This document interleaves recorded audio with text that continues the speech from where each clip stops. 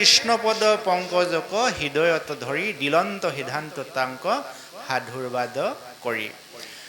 এই কথাবোৰে আমাক ইয়াকে শিকায় যে আমি সংসাৰত যিকোনো কৰ্ম কৰাৰ প্ৰাক মুহূৰ্তত প্ৰভু ভগৱন্তক যে আবাহন কৰি ল'ব লাগে, এই কথাষাৰ সূচাইছে দেই। আমি পাৰিছোঁ বুলিয়ে ভাওংকে বাইকখন ষ্টাৰ্ট দি যে ক'ৰবালৈ যাবগৈ লাগে, গাড়ীখন চাবিটো দিয়ে ক'ৰবালৈ যাবগৈ লাগে, কিবা এটা পাইছোঁ বুলিয়ে খাব লাগে, মোৰ ক্ষমতা আছে বুলিয়ে মই যি টি কথা ক'ব লাগে, এই কথাষাৰ নহয়। ভাগৱতে আমাক কি শিকাইছে যে কৃষ্ণপদ পংকজক হৃদয়ত ধৰি দিলন্ত সিদ্ধান্ত তাংক সাধুৰবাদ কৰি। সদায় প্ৰভু ভগৱন্তক হৃদয়ৰ কমলত ধাৰণ কৰিব লাগে বুলি ধৰ্মশাস্ত্ৰই আমাক কৈছে। এইটো যি জাতি মানুহেই নহওক, যি ভাষা ভাষীয়ে কথা নহওক, যি বয়সেই নহওক লাগিলে। সেইকাৰণে আমি সৰুৰ পৰা আবাল বৃদ্ধ বনিতা, শিশুৰ পৰা বৃদ্ধলৈকে প্ৰত্যেকজন মানুহেই ঈশ্বৰক উপাসনা কৰিব পৰা যিটো ক্ষমতা, সেই ক্ষমতাটো আমি আয়ত্ত কৰি ল'ব লাগে। তেতিয়া কি হয়, আহি থকা দুৰ্ভিক্ষবিলাক আপোনা আপুনি আঁতৰি যায়। ধন্য নৰপতি মতি উত্তম তোমাৰ, পুছিলা যিটো কথা সংসাৰতে হাৰ, মুখ্যটো সাধন এইটো জগতৰে হিত, লভিলা মুকুতি হিতু তাহাৰো বঞ্চিত। যে হে ৰাজন, তুমি আজি মোক যি প্ৰশ্ন সুধিছা, এই প্ৰশ্নৰ উত্তৰ মই তোমাক দিম। কাৰণ জীৱশ্ৰেষ্ঠ মানুহ হিচাপে আমি তুমি সোধা কথাকেইটা প্ৰত্যেকজন মানুহেই জানিব লাগে। কিন্তু ঈশ্বৰৰ তত্ত্ব কথা জানিব লাগে বুলি জানিও আমি কিয় ঈশ্বৰৰ কথা শুনিবলৈ হেঁপাহ নকৰোঁ, আশা নকৰোঁ, তাৰ কাৰণটো তুমি শুনাচোন। দিন ভৈলে ধন কুটুম্বৰ চিন্তা কৰ, নিদ্ৰা ইষ্টি আলাপনে ৰাতি আয়ু হৰয়, মিছা বিষয় মাত্ৰ কৰয় অভিলাষ, যিহেতু নেদেখয় নৰে আপোন বিনাশ, হেন জানি যাৰ ইচ্ছা মুখ্য কৰ্বথা, পৰীক্ষিত দেৱে শুনি কৃষ্ণ কথা।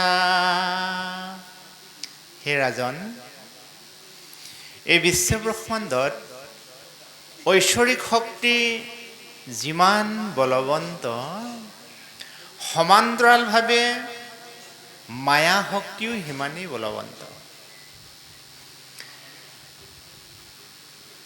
ঐশ্বৰিক শক্তি যিমান বলৱন্ত, মায়া শক্তিও সিমানেই বলৱন্ত। গতিকে দুই মহৰ যুঁজত বীণাৰ মৰণ বুলি এটা প্ৰবাদ আছে। ঐশ্বৰিক শক্তি আৰু মায়া শক্তিয়ে আমাৰ এই জীৱন যুঁজত এনেকৈ ৰণ কৰে, এই বীণা সদৃশ জীৱটো তাত মৃত্যু হয়। কিন্তু শেষত জয় হ'ব লাগিছিলে ঐশ্বৰিক শক্তি, কিন্তু জয় হৈছে মায়া শক্তি। এই মায়া শক্তিয়ে যদি কেনেবাকৈ তোমাক গ্ৰাস কৰে, তোমাৰ কিন্তু মনুষ্য জন্ম লোৱা বৃথা। গতিকে তুমি মায়া শক্তিক কেনেকৈ প্ৰতিহত কৰিবা, মায়া শক্তিৰ পৰা তুমি কেনেকৈ উদ্ধাৰ কৰিবা, মই তোমাক এতিয়া তাৰ উপায় দিছোঁ। এই সংসাৰৰ প্ৰত্যেকজন মানুহেই ৰাতিপুৱা বেলি উদয় হোৱাৰ পৰা সন্ধিয়া বেলি ডুব যোৱালৈকে দিন ভৈলে ধন কুটুম্বৰ চিন্তা হৰৈ, কেনেকৈ দুটকা পইচা পাওঁ। আনে গাড়ী কিনিছে, আনে ঘৰ বনাইছে, আনে ধুনীয়া ধুনীয়া আচবাব কিনিছে, আমি কেনেকৈ কিনো? এই মায়াৰ পাশত সংসাৰৰ প্ৰতিটো জীৱশ্ৰেষ্ঠ মানুহেই ৰতি হৈ থাকে। আকৌ ৰাতি কি হয়? নিদ্ৰা ইষ্টি আলাপনে ৰাতি আয়ু হৰৈ। মানে যিবোৰ কথাই মানুহৰ জীৱনৰ উত্তৰণত বাধা সৃষ্টি কৰে, সেই কথাবোৰকে সেই মানুহজনে ভাল পায়, সেই মানুহজনকে সম্বল বুলি ভাবে, তাক বিষয়ৰ সুখ বুলি কোৱা হয়। নিদ্ৰা ইষ্টি আলাপনে ৰাতি আয়ু হয়। গোটেই ৰাতিটো সন্ধিয়াৰ পৰা ৰাতিপুৱা সূৰ্য উদয়লৈকে আমি মায়াৰ শয্যাত সোমাই থকা মানুহবিলাকে এই কৰ্মতে জড়িত হৈ থাকোঁ। মিছা বিষয়ত মাত্ৰ কৰৈ অভিলাষ, যিহেতু নেদেখৈ নৰে আপোনা বিনাশ। আৰু দিন হোৱাৰ লগে লগে আমি ধন কুটুম্ব পোহপাল আত্মীয় স্বজনক ৰক্ষণাবেক্ষণ ইয়াত লাগিলোঁ। ৰাতি হোৱাৰ লগে লগে আমি মায়াৰ শয্যাত গৈ বিষয় বাসনাৰ সৃষ্টিকৰ্মত নিয়োজিত হ'লোঁ। এনেকৈ আমি এদিন, দুদিন, 4 দিন, এবছৰ, 2 বছৰ, 10 বছৰ পাৰ হওঁতে আমি গম নেপাম যে মোৰ জীৱন যে সন্ধিয়া কাল আহি আছে। সেইকাৰণে আমাৰ এটি প্ৰবাদ আছে, ধূলি বালি খেলোতে ও বাল্যকাল, গমকেই না পালো গলে যৌৱন কাল। গৃহস্থালী সংসাৰৰ চৌষষ্ঠি জঞ্জাল, তোমাক বাৰু প্ৰভু ভজিম কোন কাল, তোমাক বাৰু প্ৰভু ভজিম কোন কাল। ঈশ্বৰক ভজিবলৈ এটা নিৰ্দিষ্ট বয়স বা সময় নাই।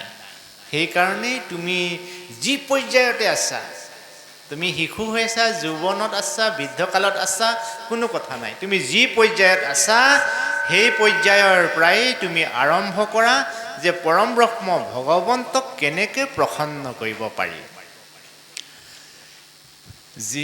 হেন জানি যাৰ ইচ্ছা মুখ্য কহৰ কথা, পৰীক্ষিত তেবে শুনিওক কৃষ্ণ কথা।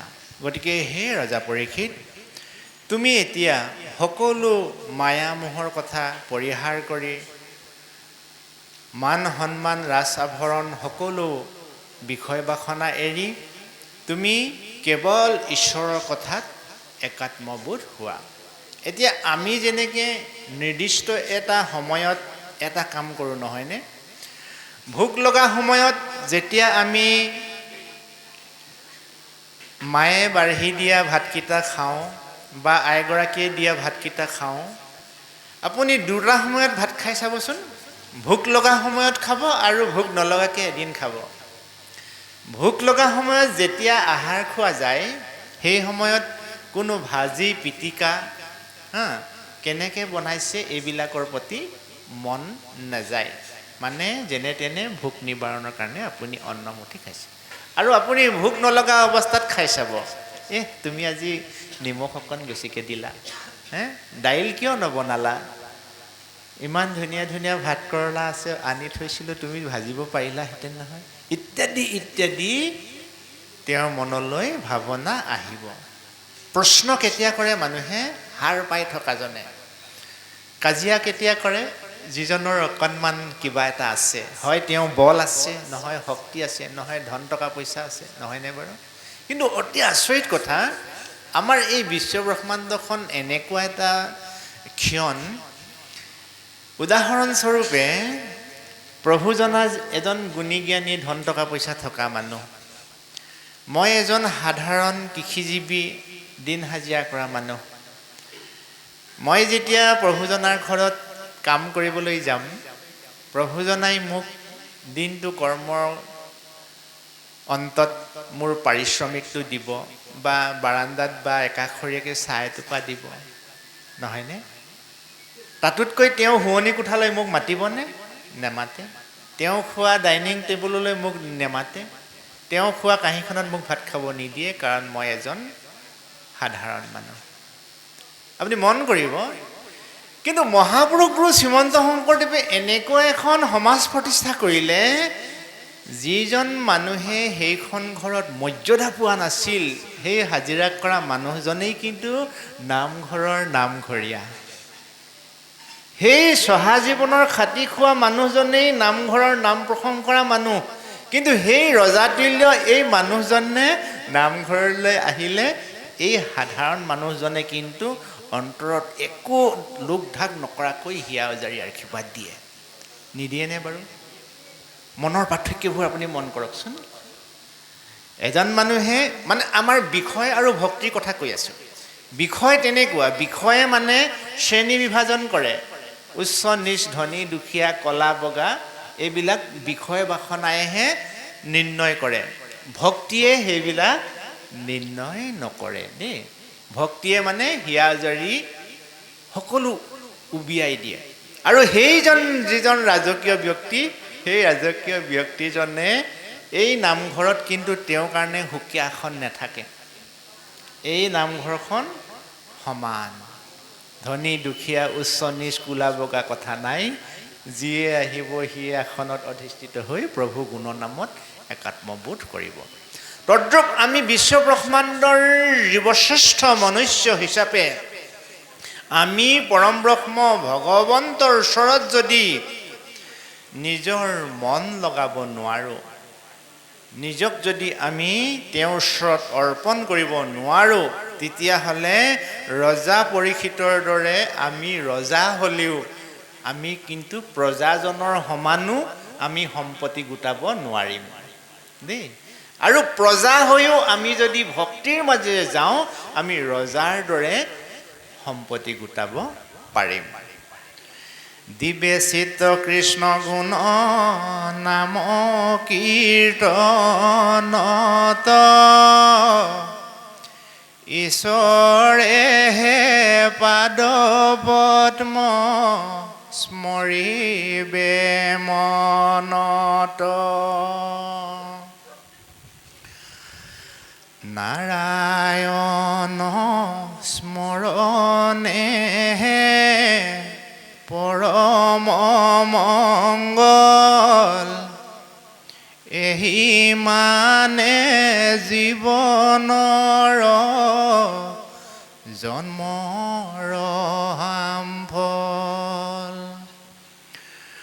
অন্তকালে স্মৰে যিটো হৰি ভাগ্যৱন্ত, তাহাৰ মহিমা কহি কোনে পাৱে অন্ত। যিটো ব্ৰহ্মময় দেখৈ জগত নিখিল, যত পাব পুণ্য সমস তত নিবৰ্তিল। শৰীৰ কথাত তাৰ ৰতি বিশ্ৰাম, সদায় মুখত নেৰৈ ৰাম কৃষ্ণ নাম। কৃষ্ণ। আমি আচলতে বুজি পোৱাত ভুল কৰোঁ যে ঈশ্বৰৰ ৰামকৃষ্ণ নাম গুৰুজনাই সৰ্বতো ক্ষণতে ল'বলৈ কৈছে। তাৰ মানে এনে নহয় যে আপুনি কাম বন বিষয় বাসনা আত্মীয় স্বজনৰ পৰা আঁতৰি আহি একাত্মবোধ হৈ ঈশ্বৰৰ নামতেই লাগি থাকক, এইবুলি আচলতে গুৰুজনাই কোৱা নাই। গুৰুজনাই ক'ব খুজিছে যে আমি যদি এই পঞ্চভৌতিক দেহাটো সুন্দৰ আৰু সুঠাম কৰি ৰাখিবলৈ হ'লে আমি কৰ্মময় জীৱনৰ মাজে আগবাঢ়িব লাগিব। কৰ্মবিমুখ জীৱটো এইটো ৰোগৰ ভঁৰাল। বিশেষকৈ মোৰ বন্ধুসকলে মন কৰিব, কৰ্ম বিমুখ জীৱন এটা বেমাৰৰ ভাণ্ডাৰ। আজি আমাৰ সমাজখন, মোৰ দেউতাই ঘটি থৈ যোৱা সা সম্পত্তি আছে কাৰণে মই আজি কৰ্মবিমুখ হৈছোঁ। কোৰ মাৰিবলৈ নজনা হ'লোঁ, হাল বাবলৈ নোযোৱা হ'লোঁ, মাটি এচুপা খান্দিব নোৱাৰোঁ, জেওৰা এখন ভেটিব নোৱাৰোঁ। মই ধনী ঘৰৰ ল'ৰা নেকি? আটাইখিনি কৰ্ম কৰি যিজন ব্যক্তিয়ে ঈশ্বৰৰ গুণনামত মন বজায় সেইজনহে ধনী ঘৰৰ ল'ৰা। যদি আমি পৰম ব্ৰহ্ম ভগৱন্ত সাধনা কৰা গুৰুজনাৰ আদৰ্শত নিজকে মন মজাওঁ, তেতিয়াহ'লে কৰ্মৰ মাজেৰেই তুমি ঈশ্বৰক আবাহন কৰি থাকা। উদাহৰণস্বৰূপে তুমি গাড়ী চলাই থাকা, ক'ব লগা নাই, তুমি ঈশ্বৰক স্মৰণ কৰি গাড়ীখন চলাই যোৱা। তুমি পঢ়ি আছা, ক'ব লগা নাই, তুমি ঈশ্বৰক উপাসনা কৰি তুমি পঢ়াত মনোনিৱেশ কৰা। তুমি কৃষি কৰ্ম কৰিছা, কৰি থাকা, ঈশ্বৰক উপাসনা তুমি কৰি, মানে ঈশ্বৰক উপাসনাৰ বাদে আমি সংসাৰত যিকোনো কৰ্ম কৰিলে সফল হ'ব পাৰিম, কিন্তু আমি সাফল্য হ'ব নোৱাৰিম। সফল আৰু সাফল্যৰ মাজত সেইটোৱে পাৰ্থক্য। সাফল্য জীৱন হ'বলৈ হ'লে আমি ঈশ্বৰক অৰ্পণা কৰি পেলাই কাম কৰিব লাগিব। আৰু সদায় মুখত নেৰৈ ৰামকৃষ্ণ নাম। পৰম ব্ৰহ্ম ভগৱন্ত ৰামকৃষ্ণ নামে মানুহৰ মনলৈ অহৰ্নিশে উদয় হৈ থকা বিষাদ, বেদনা, অশান্তিৰ ভাৱনাবিলাক এনেকে আঁতৰাই থাকে। প্ৰত্যেকজন মানুহৰ মনটো স্থিৰ কৰিম বুলি আমি ভাবিলেও সি লাহে লাহে বাঁহডাল প্ৰথমতে বাঁহৰ গাজটো ওলাওঁতে ইমান ধুনীয়াকৈ জোঙা হৈ আহে, সি যে আকাশখনকে ফুটুৱাই পেলাব। কিন্তু যেতিয়া সি বয়সৰ চাপ পৰে, লাহে লাহে এনেকৈ দোঁ খাই পেলাই শেষত হাউলি যায়। তদ্ৰূপ আপুনি ময়ো যেতিয়া শৈশৱত যৌৱনৰ আৰম্ভণিতে যেতিয়া আমাক মা দেউতাই, সমাজখনে ভাল এখন সমাজৰ আশ্ৰয় লৈ পেলাই গুৰুমুখী হ'বলৈ দিছিলে, সৎ বিধান দিছিলে, তেতিয়া আমি ভাবোঁ যে মই জীৱনত সদায় ভাল কামেই কৰিম, সদায় সৎ পথতে থাকিম। প্ৰত্যেকেই ভাবোঁ, ল'ৰাই হওক ছোৱালী হওক। কিন্তু আমাৰ বন্ধু বান্ধৱী, ওচৰ চুবুৰীয়া, সমাজৰ কবলত পৰি আপুনি মই সেই পবিত্ৰ ভাৱনাটোক মানে এনেকৈ হাওলাই পেলাওঁ, যাৰ কাৰণে এই সাধাৰণ মানুহজনে ভুল কৰাৰ দৰে আমিও সেই ভুলখিনিতে মগন হৈ থাকোঁ। গতিকে ইয়াৰ পৰা পৰিত্ৰাণ পৰা একমাত্ৰ উপায় হৈছে পৰম ব্ৰহ্ম ভগৱন্তক তুমি অন্তঃকৰণেৰে স্মৰণ কৰা। কি বুলি ক'লে? দিবেচিত্ত কৃষ্ণ নাম গুণ কীৰ্তনত, কৃষ্ণৰেহে পাদ পদ্ম স্মৰিবে মনত। এতিয়া আমি কৃষ্ণ বুলি কৈছোঁ, কিন্তু এটা কাম আপুনি মই কৰাৰ পৰা বিৰত থাকোঁ, কৃষ্ণৰেহে পাদ পদ্ম স্মৰিবে মনত। বৰ ডাঙৰ কথাই, এই কথাটো আপুনি মই নাই কৰা। কৃষ্ণৰ পাদ পদ্ম স্মৰিবে মনত। এজনে কৃষ্ণ বুলি ক'লে, আমি কৃষ্ণ বুলি ক'লোঁ, কিন্তু মই বাৰে বাৰে একেষাকে কৈ আছোঁ, মোৰ অনুচকত যথেষ্ট আছে। শব্দটো কোৱাৰ লগে লগে তাৰ প্ৰতিফলন হ'ব লাগে। উদাহৰণস্বৰূপে মোবাইল বুলি কোৱাৰ লগে লগে ইয়াৰ ছবিটো আমাৰ মনলৈ আহি যায়, নহয়নে বাৰু? ডবা বুলি কোৱাৰ লগে লগে এই ডবাৰ প্ৰতীকটো মনলৈ আহি যায়। চিলিং ফেন বুলি কোৱাৰ লগে লগে চিলিং ফেনৰ প্ৰতীকটো তেনেকৈ মনলৈ আহি যায়। আমি পৰস্পৰক যদি কৃষ্ণ বুলি সম্বোধন কৰোঁ, সেই প্ৰতিভাৱ, সেই ঈশ্বৰৰ প্ৰতিমূৰ্তিটো মনলৈ আহিব লাগিব, তেতিয়াহে সি কাৰ্যত ৰূপায়িত হ'ব।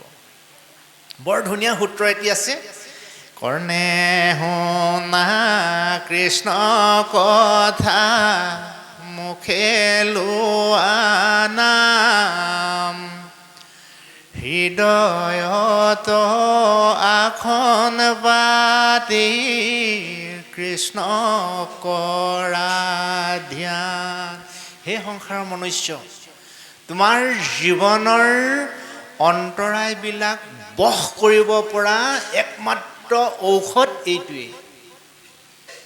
ঔষধটোৰ নাম কি? কৰ্ণে শুনা কৃষ্ণ কথা মুখে লোৱা নাম হৃদয়ত আসন পাতি কৃষ্ণ কৰা ধ্যান। এই ফৰ্মুলা যি মনুষ্যই প্ৰয়োগ কৰিব জানিছে সেই মনুষ্যৰ জীৱন সাৰ্থক হ'ব হ'ব হ'ব।